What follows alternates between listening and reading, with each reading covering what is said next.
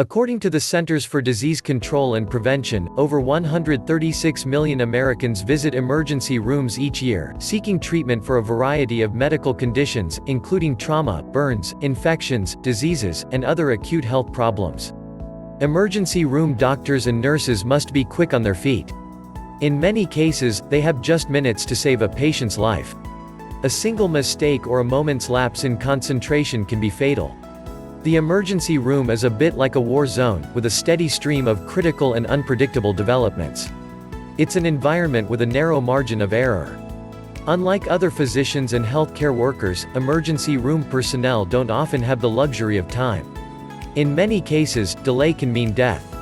Because the health professionals who work in emergency medicine must labor under such extreme conditions, they are held to a specific and different standard of care compared to their counterparts in other areas of medicine. On the other hand, emergency room doctors, nurses, and staff are responsible for maintaining the standard of care applicable to their field.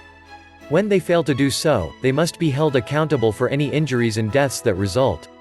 The emergency room error attorneys at LawMD have dedicated their lives to helping the victims of emergency room errors get justice and compensation for their injuries.